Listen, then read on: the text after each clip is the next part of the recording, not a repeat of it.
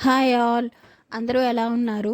నేనైతే చాలా బాగున్నాను. నేను ఈరోజైతే హోటల్ స్టైల్లో పెసరట్టు ఎలా చేయాలో చూపిస్తాను. చాలా కొంచెం క్రిస్పీగా ఉంటుంది, పిల్లలకు కూడా నచ్చుతుంది. పెసరట్టు అంటే కొంచెం థిక్గా ఉంటుంది, అలా ఫీల్ అవుతాం కదా. లేదు, నార్మల్ దోశల్లానే వేసుకోవచ్చు. దానికోసం అయితే నేను పెసలు తీసుకున్నాను. పెసలు ప్లస్ కొంచెం రైస్ తీసుకున్నాను. ఒక హాఫ్ టీ గ్లాస్కి తీసుకున్నాను. పెసలు వచ్చి 2 టీ గ్లాసెస్ పైన తీసుకున్నాను. తీసుకొని ఒక 2 టైమ్స్ బాగా వాష్ చేసి, వాటర్ అలా బాగా క్లియర్గా కనిపించే వరకు వాష్ చేసుకొని నెక్స్ట్ ఒక 8 అవర్స్ వరకు నానబెట్టాను. ఆ పక్కనే ఏంటంటే నేను బఠానీ కూడా నానబెట్టాను, పిల్లలకి ఎందుకని ఇవ్వచ్చులే అని చెప్పి. అందులో జస్ట్ ఒక 3-4 మిర్చి యాడ్ చేశాను, కొంచెం అల్లము, లాస్ట్లో జీలకర్ర యాడ్ చేశాను. బాగా గ్రైండ్ చేసుకోవాలి. బట్ ఏంటంటే గ్రైండ్ చేసిన అది ఆ పిండి అనేది నాకు అది షార్ట్ పోయింది.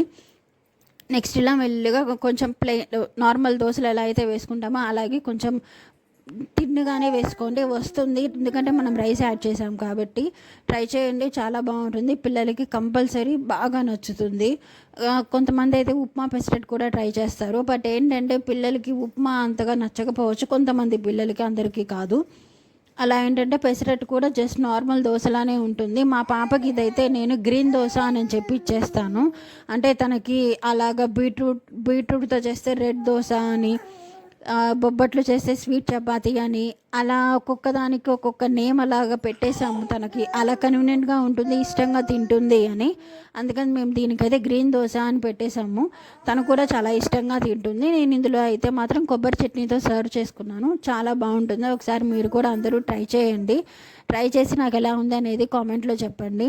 మనం ఇందులో జీలకర్ర కూడా యాడ్ చేస్తాము. జీలకర్ర యాడ్ చేయటం వల్ల ఏంటంటే పెసలు తినటం వల్ల వచ్చే గ్యాస్ట్రిక్ ప్రాబ్లమ్స్ ఏమైనా ఉన్నా, కాన్స్టిపేషన్ ఏదైనా ఉంటే అది కూడా క్లియర్ అయిపోతుంది జీలకర్ర వాడటం వల్ల. ప్లస్ ఒక ఎక్స్ట్రా అరోమా కూడా యాడ్ అవుతుంది. ఒకసారి అందరూ ట్రై చేయండి. ట్రై చేసి నాకు కామెంట్లో చెప్పండి ఎలా ఉంది అనేది.